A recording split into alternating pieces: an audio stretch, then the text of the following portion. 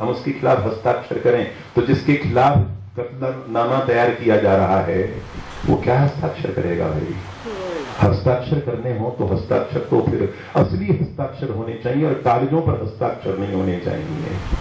जहां जहां संसार में बर्बादियां हैं, जहां जहां खंडहर हैं, जहां जहां खंडित मूर्तियां हैं, वो सब इस्लाम के दस्तखत हैं। और जहां जहां निर्माण है, जहां जहां साहित्य है, जहां जहां संस्कृति है, वो हमारे पूर्वजों के हस्ताक्षर हैं।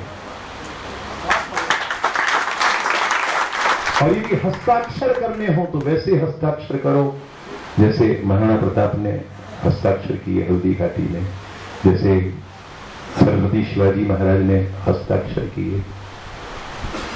बीजापुर की सड़क पर कसाई गोमाता की गले में फंदा डाल करके खींचता हुआ रंभा रही है गोमाता, कोई ध्यान नहीं दे रहा है, किसी के कानों पर जू नहीं रेंग रही है। तब नन्हे से शिवाजी महाराज ने, 12 वर्ष के शिवाजी महाराज ने या 11 वर्ष के शिवाजी महाराज ने नन्ही सी गान में से तलवार निकाल कसाई का हाथ कोहनी से काट दिया। हस्ताक्षर करने हो तो ऐसे हस्ताक्षर करो ना, जैसे अफजल खान के पेट पर शिवाजी महाराज ने जो हस्ताक्षर किए थे वो हस्ताक्षर करो ना। इन हस्ताक्षरों से क्या लेना देना है? और अब नहीं तो फिर कब? और जो लोग कुछ नहीं सुन सकते उनके पास जाने से क्या लेना देना? भाभी जी बोला करता था, एक भले आदमी ने मुझे कहा कि क्यों बेकार रिश्तों की पवित्रता को नष्ट कर रहे हो? भाभी नहीं है, छोटी है आपसे, बहुरानी बोलो। मैंने कहा चलो बहुरानी सही। अब बहुरानी तो हो गई, हम तो परिवार में विश्वास करते हैं, इसलिए तकदीर की बात है। हमारे भैया को, राजीव भैया को इलू इलू हुआ, ऐसी औरत से होना था, इसमें हम क्या करें? बदकिस्मती हमारी, जिसके चेहरे पर कभी हंसी आती ही नहीं है। अरे भाई कभी तो हंसा कर, कभी नहीं हंसेगी। जो जरूरत से ज्यादा हंसता है उस पर भी भरोसा नहीं करना चाहिए, और जो कभी नहीं हंसता उस पर तो बिल्कुल भरोसा नहीं करना चाहिए। तो तुमको इलू इलू भी होना था तो वही हुआ। तुम्हारे नाना को इलू इलू हुआ तो एक पुरानी, यानी सेकेंड थर्ड हैंड ब्याहता औरत के साथ हुआ। ये जब ये खानदान इलू इलू करता है तो भारत माता पर और उसकी संतानों पर ही क्यों बिजलियां गिरती हैं? करो ना इलू इलू, चले जाओ ना, यहां से सफेदी पोत करके उनके ऊपर जाओ स्विट्जरलैंड में, और जहां तुमको सनातन हनीमून करना है वहां करो, हमको कोई ऐतराज नहीं है बाबा। लेकिन वो ये इस हनीमून की कीमत हम क्यों चुकाएं? तो इसलिए सबसे बड़ी बेईमानी, देखिए हिंदुस्तान अगर हिंदुओं का देश है, नहीं है, अरबस्तान अरबों का देश है, तुर्किस्तान तुर्कों का देश है, इंग्लिस्तान अंग्रेजों का देश है, अफगानिस्तान अफगानों का देश है।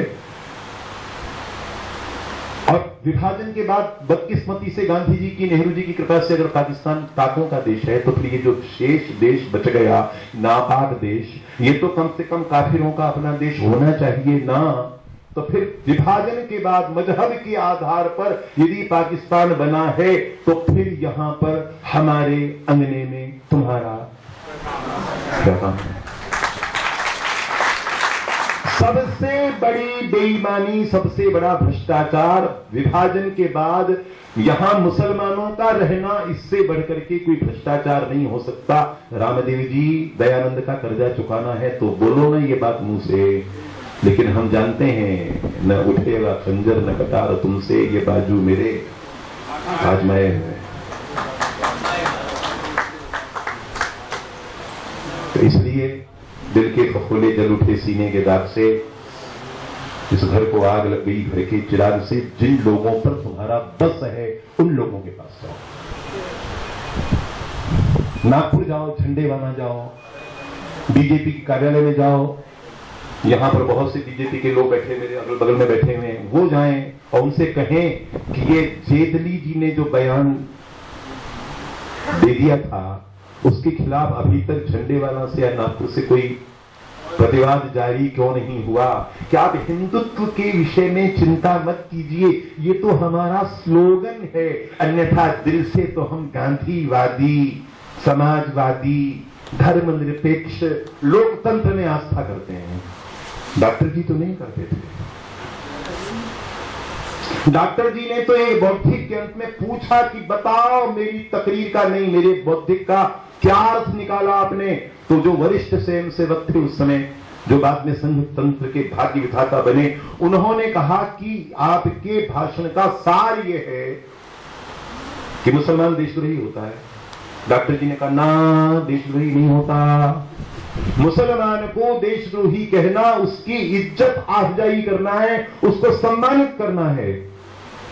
उसको अगर आपने देशद्रोही कह दिया तो इसको बहुत इज्जत दे दी आपने, क्योंकि द्रोह जो होता है वो अपना जब अपने प्रति जब विश्वासघात करता है तो उसे द्रोह कहते हैं। इसलिए बंधुद्रोह, मित्रद्रोह, पतिद्रोह, पितृद्रोह, मातृद्रोह, गुरुद्रोह, कुलद्रोह, समाजद्रोह, जातिद्रोह, देशद्रोह अपना हो करके घात करे अपने के साथ, वो द्रोही है। लेकिन जो अपना है ही नहीं,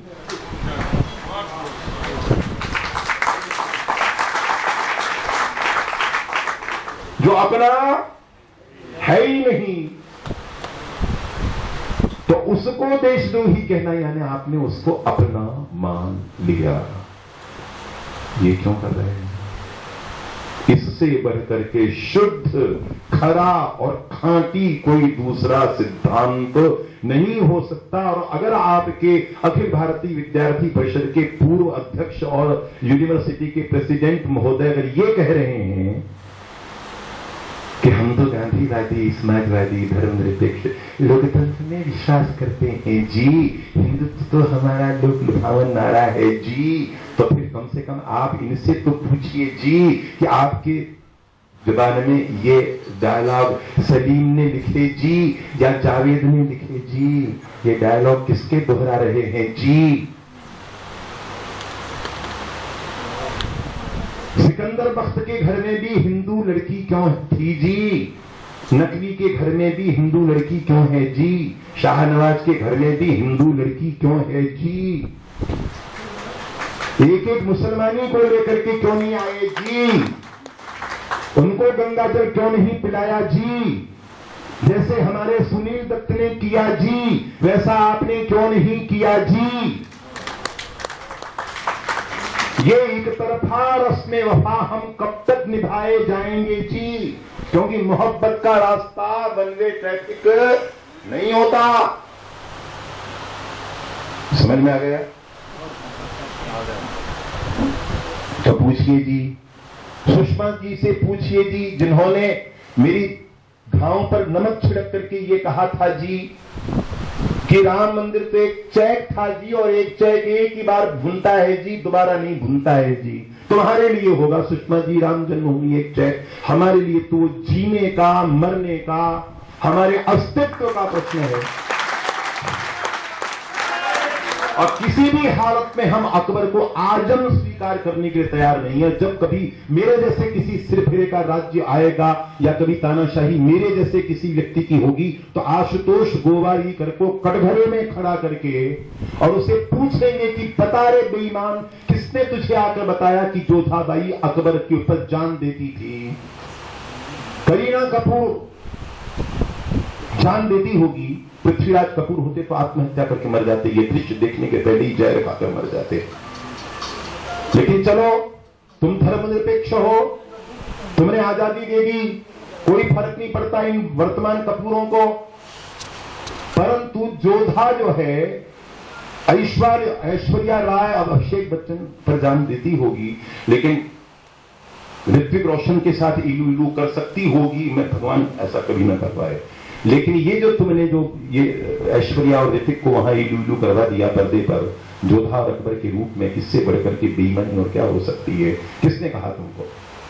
अब है अगर कोई माई का लाल जिसकी मां ने सौंठ अजवाइन खाकर के पैदा किया हो, उसने अपनी सगी मां का दूध पिया हो, तो महारानी पद्मिनी पर फिल्म बनाने की औकात है किसी की?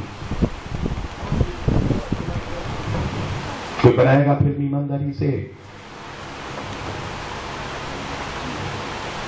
और चित्तौड़ के दुर्ग से उखाड़ करके लाया हुआ वो दरवाजा जो उस मुर्दे की दरगाह के ऊपर, ख्वाजा की दरगाह के ऊपर लगा हुआ है, और वहां अटल जी की चादर जा रही है, आडवाणी जी की चादर जा रही है, राजनाथ जी की जा रही है, वसुंधरा जी की जाया करती थी, शिल्पा शेट्टी जी ले जा रही हैं, महेंद्र सिंह धोनी, साक्षी धोनी के साथ झक मारने के लिए वहां पहुंच रहा है। अर्जुन मुंडा जी 3 बार 4 बार पूरे मंत्रिमंडल को लेकर पहुंच गए। इस प्रकार की मानसिकता की जब तक लोग जीवित हैं तब तक इस प्रकार के बिल पास नहीं होंगे, तो फिर किस प्रकार के बिल पास होंगे? ये तो होना है। जब तुमने कत्ल के लिए अपनी गर्दन सामने कर दी है तो हलाल तो होगे। मुसलमान के हलाल करने में और हिंदू की झटका करने में, हिंदू कसाई गला काटने के बाद भी थोड़ी इसकी मन में दया होती कि एक झटके से काटकर अलग कर देता है कि दर्द न हो। लेकिन मुसलमान सल्लल्लाहु अलैहि वसल्लम हजरत पैगंबर नबी कहेंगे कि ना ना ना ना ना ना, ये इस तरह का गोश्त तुम्हारे लिए हराम है। जब तक वो छटपट छटपट न अपनी जान को निकलती देखे, अपना खून बहता न देखे, और जब तक 1 मिनट 1.5 मिनट न लगे उसकी जान निकले, तब तक जब तक वो तड़पा नहीं तब तक वो गोश्त हलाल कैसे हुआ? वो तो हराम है। कॉन्वेंट में पढ़ने वाली जो नई पीढ़ी है उसको हलाल और हराम का फर्क मालूम है।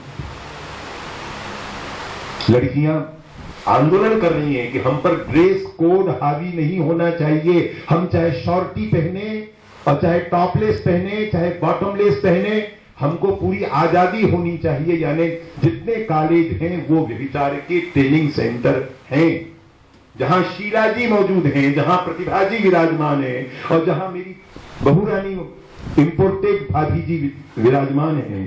3 महामहियसी महिलाओं के नाक के नीचे दिल्ली में महिलाओं का, कन्याओं का जितना अपमान हो रहा है, चुल्लू भर पानी मिलता नहीं है डूब मरने के लिए। तो ऐसे बेशर्मों को हस्ताक्षर देकर क्या करोगी शशि बाला? ये तो बेशर्म है। जिनकी उतर गई है लोई उनका क्या कर लेगा कोई? तो समझाना है तो अपने लोगों को समझाओ कि जिस दिन जिस रात को अब चिल्ला क्यों रहे हो, अब क्यों चीख रहे हो कि अफजल गुरु को फांसी क्यों नहीं दी जा रही है?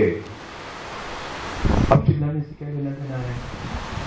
कसाब को फांसी क्यों नहीं दी जा रही है? जिस रात को या जिस दिन पार्लियामेंट पर हमला हुआ था उस दिन एक स्वयंसेवक तो प्रधानमंत्री था ना, और एक स्वयंसेवक गृह मंत्री था ना, बोलो हाँ या ना?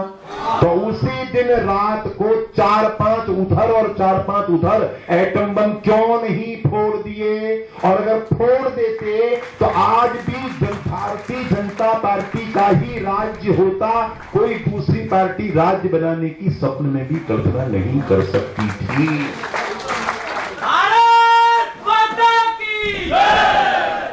लेकिन आपने नहीं किया।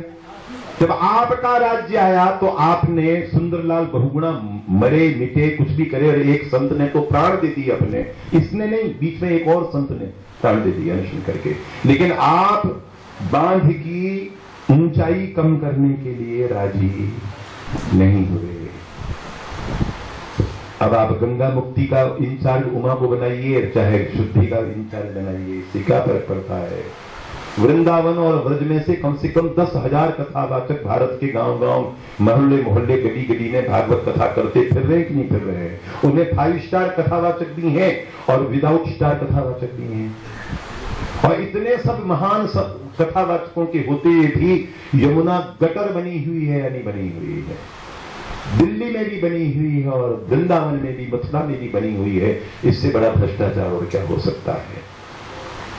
और सारा का सारा हिंदू समाज राधे राधे राधे राधे राधे राधे। तो एक बहुत कड़वी बात तुमको हलाहल किस्मान लगेगी, ये राधे राधे करने वाली, नाचने वाली, मटकने वाली कौम कभी किसी मोर्चे पर फतह याबी हासिल नहीं कर सकती।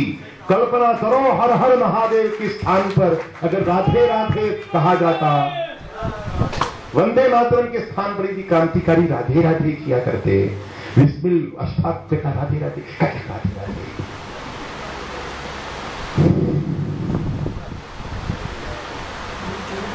गणेश शंकर विद्यार्थी का स्लोगन राधे राधे होता,